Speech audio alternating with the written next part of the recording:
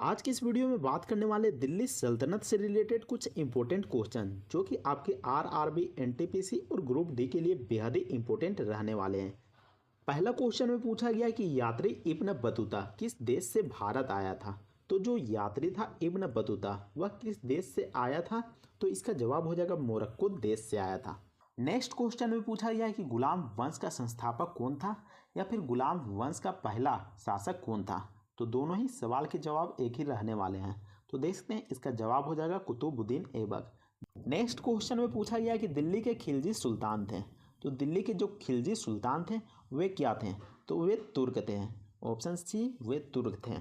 Next question में पूछा गया कि वह शासक जिसने खुद को सिकंदर ए सानी या फिर दूसरा सिकंदर बताया था वह कौन था। तो किसने खुद को सिकंदर ए सानी या फिर दूसरा सिकंदर बताया था, तो इसका जवाब हो जाएगा अलाउद्दीन खिलजी ने बताया था। ऑप्शन बी बिल्कुल सही जवाब हो जाएगा। नेक्स्ट क्वेश्चन में पूछा गया कि सल्तनत वंश की विशालतम अस्थायी सेना जिसका भुगतान सीधा राजे द्वारा किया जाता था बनाए गए थे। तो कौन से राजा के द्वारा बनाए गए थे जो कि एक विशालतम अस्थायी सेना थी और जिसका भुगतान यानी कि जिसका पैसा डायरेक्ट राज्य के द्वारा दिया जाता था, यानी कि सैलरी दिया जाता था। तो कौन सा शासक था, तो इसका जवाब हो जाएगा अलाउद्दीन खिलजी था। ऑप्शन बी अलाउद्दीन खिलजी था। नेक्स्ट क्वेश्चन में पूछा गया कि कुतुब मीनार का निर्माण किसने पूरा करवाया था।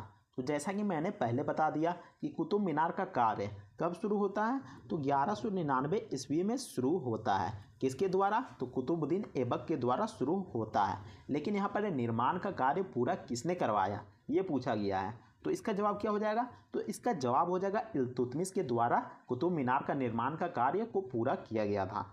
नेक्स्ट क्वेश्चन में पूछा गया कि लोदी वंश की स्थापना किसके द्वारा की गई थी। तो लोदी वंश की स्थापना किसके द्वारा की गई थी, तो इसका जवाब हो जाएगा बहलोल लोदी के द्वारा किया गया था। और दिल्ली सल्तनत का जो लोदी वंश था वह सबसे आखिरी वंश था। नेक्स्ट क्वेश्चन में पूछा गया कि निम्नलिखित में से किस शासक ने जीतल नामक चांदी के सिक्के जारी किया था। तो कौन से शासक के द्वारा जीतल नामक तांबे का सिक्का जारी किया जाता है, तो भी इसका जवाब हो जाएगा इल्तुतमिश। तो इल्तुतमिश के द्वारा यहाँ पर दो सिक्के जारी किए जाते हैं। पहला नंबर में आता है जीतल जो कि तांबे का सिक्का रहता है, और एक चांदी का सिक्का रहता है। चांदी का सिक्का रहता है जिसको टंका नाम से जाना जाता है। टंका नाम से जाना जाता है, तो आपको याद रखना है। नेक्स्ट क्वेश्चन में पूछा गया है कि अमीर खुसरो किसके दरबार में एक प्रसिद्ध कवि थे। तो अमीर खुसरो किसके दरबार में एक प्रसिद्ध कवि थे, तो इसका जवाब हो जाएगा अलाउद्दीन खिलजी के। ऑप्शन डी अलाउद्दीन खिलजी के दरबार के वे बहुत ही फेमस कवि थे। इसके अलावा उन्हें भारत का तोता भी कहा जाता है। जो अमीर खुसरो है उसको भारत का तोता भी कहा जाता है, तो आपको याद रखना है। नेक्स्ट क्वेश्चन में पूछा गया कि दिल्ली का कौन सा सुल्तान मंगोल नेता चंगेज खान का समकालीन था जिसने तुर्कान ए चहलगानी का गठन किया था। तो जैसा कि मैंने अभी बताया तुर्कान ए चहलगानी का गठन किसके द्वारा किया गया था, तो इसका जवाब हो जाएगा इल्तुतमिश के द्वारा किया गया था। तो यहाँ पर देख सकते हैं सवाल यहाँ पर घुमा फिरा के आ रहा है। मैंने जितना चीज़ बताया उसको यहाँ पर घुमा फिरा कर पूछा जा रहा है, तो यहाँ पर पूरे क्वेश्चंस को आपको पढ़ लेना होगा। तो देख सकते हैं 11वें नंबर क्वेश्चन में पूछा गया है कि निम्नलिखित सुल्तानों में से किसने कीमतों को नियंत्रित करने का प्रयास किया था। तो यहाँ पर कीमतों को नियंत्रित करने का मतलब है कि बाजार को नियंत्रित करने का प्रयास किया था। तो इसका जवाब क्या हो जाएगा, तो इसका जवाब हो जाएगा अलाउद्दीन खिलजी ने किया था। नेक्स्ट क्वेश्चन में पूछा गया है कि जब चंगेज खान के नेतृत्व में मंगलों का आक्रमण का खतरा बढ़ रहा था तो उस समय दिल्ली का शासक कौन था। तो आपकी जानकारी के लिए बता दें कि चंगेज खान भारत तक आ गया था आक्रमण करते करते। तो दिल्ली में भी खतरा मंडराने लगा था, कहीं दिल्ली को भी लूट लिया ना जाए। तो चंगेज खान के समय दिल्ली का शासक कौन था, तो इसका जवाब हो जाएगा इल्तुतमिश था। इल्तुतमिश था। नेक्स्ट क्वेश्चन में पूछा गया कि दिल्ली सल्तनत में परगना नामक एक प्रशासनिक इकाई था। तो यहाँ पर एक प्रशासनिक इकाई का नाम दिया गया है जिसका नाम परगना था। उसका नेतृत्व एक अधिकारी के द्वारा किया जाता था। तो आपको उस अधिकारी का नाम बताना है। तो इसका जवाब हो जाएगा सिकदार। ऑप्शन ए सिकदार बिल्कुल सही जवाब हो जाएगा। नेक्स्ट क्वेश्चन में पूछा गया है कि खालिस्तान का काल दिल्ली सल्तनत काल के रूप में जाना जाता है। तो दिल्ली सल्तनत का काल कब से कब तक रहा था, तो इसका जवाब हो जाएगा 1206 ईस्वी से लेकर 1526 ईस्वी तक रहा था।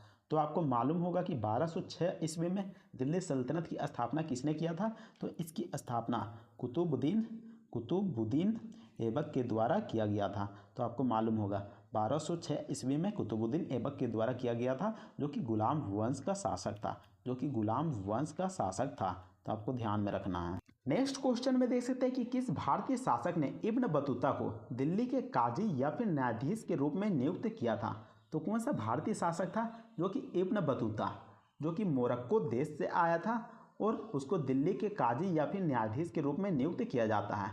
तो आपकी जानकारी के लिए बता दें कि जो यात्री इब्न बतूता था वह 1333 ईस्वी में भारत आया था और किसके काल में आया था?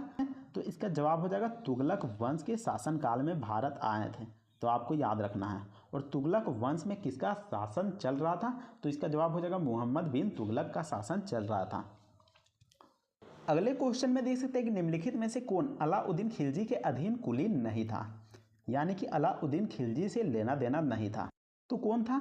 तो यहाँ पर ऑप्शन में देख सकते हैं एन उल मुल्क मुल्तानी, जो कि अलाउद्दीन खिलजी से रिलेटेड है, जो कि उससे संबंध रखता था। जफर खान भी संबंध रखता था और नुसरत खान भी संबंध रखता था। अगर आप अलाउद्दीन खिलजी के बारे में पढ़ेंगे तो इनके बारे में ज़रूर पढ़ेंगे, लेकिन मुनीम खान के बारे में आप नहीं पढ़ेंगे। तो ऑप्शन डी मुनीम खान, जिसको अलाउद्दीन खिलजी से लेना देना नहीं है, तो ऑप्शन डी बिल्कुल सही जवाब हो जाएगा मुनीम खान। नेक्स्ट क्वेश्चन में देख सकते हैं कि मालिक कपूर निम्नलिखित खिलजी शासकों में से किसके सेनापति थे जिन्होंने उन्हें दक्षिण भारत को जीतने के लिए अपनी बड़ी सेना के साथ भेजा था। तो कौन था जो कि दक्षिण भारत को भी जीतने में मदद करता है? तो कौन सा शासक था? तो इसका जवाब हो जाएगा वह अलाउद्दीन खिलजी का सेनापति था।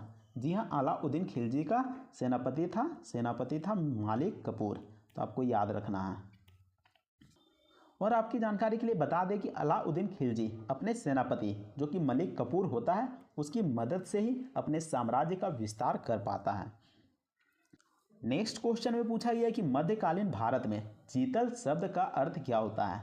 तो जीतल शब्द का प्रयोग किसमें किया जाता था? तो इसका जवाब हो जाएगा सिक्का के रूप में किया जाता था। और जो जीतल शब्द है वह किसके शासनकाल में आया था? तो इसका जवाब हो जाएगा इल्तुतमिश के शासनकाल में आया था। तो इसका जवाब हो जाएगा इल्तुतमिश के शासनकाल में आया था, तो आपको याद रखना है। इसके अलावा इल्तुतमिश ने 2 सिक्के जारी किए थे।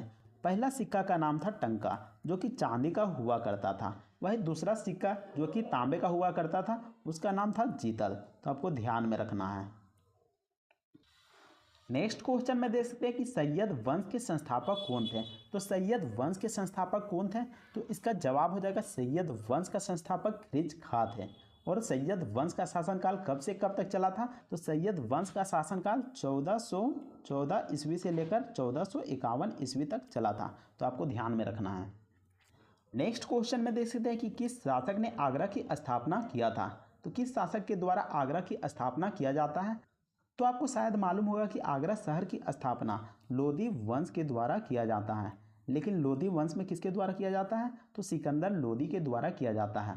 और सिकंदर लोदी कौन था? तो सिकंदर लोदी बहलोल लोदी का पुत्र था, तो आपको याद रखना है। और जो बहलोल लोदी था उसी ने लोदी वंश की स्थापना किया था।